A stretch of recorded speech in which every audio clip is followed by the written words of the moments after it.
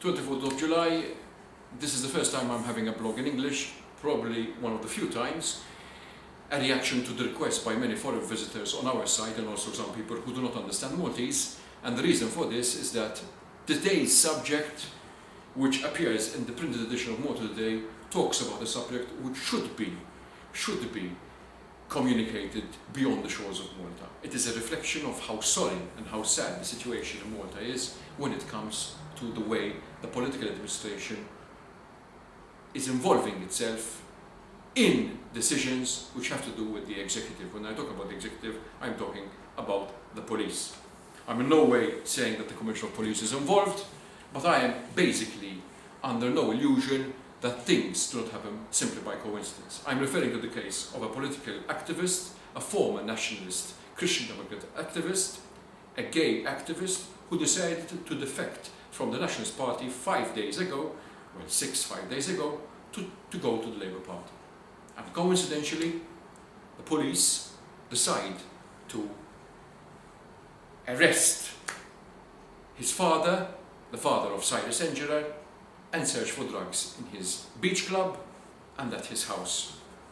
And they discover a joint and obviously arrest him for 8 hours, keep him in a lockup which is not only full of fleas and dirt, but also a wonderfully disgusting toilet and a view over a dump. And obviously he will be arraigned for possession of drugs.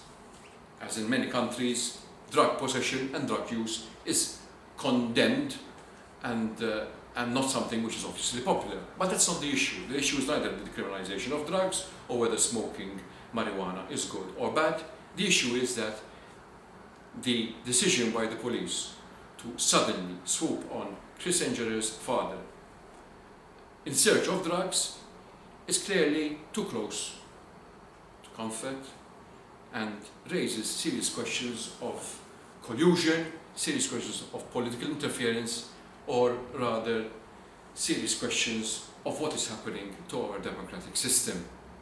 There's also a throwback to the pre-1987 times when Malta was basically governed by a Labour government which had lost all sense of decency, and when the police were used to arresting people, arraigning people because of their political interests.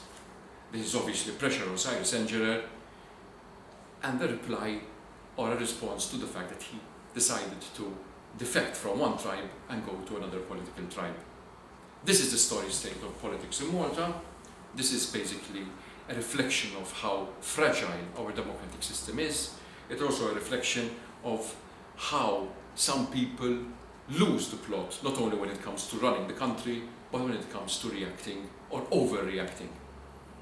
It also shows the importance of the media in such fragile democracies, and the importance of the independent media to be a watchdog and to watch out for the excesses of the executive, and by the executive I mean the police.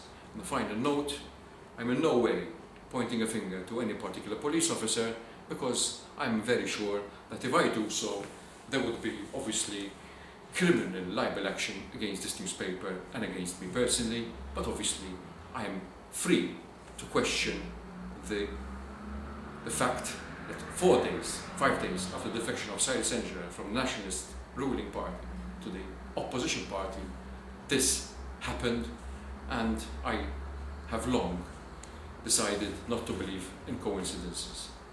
Until next time, when my blog will be in Maltese, please do log on to www.mediatoday.com.mt.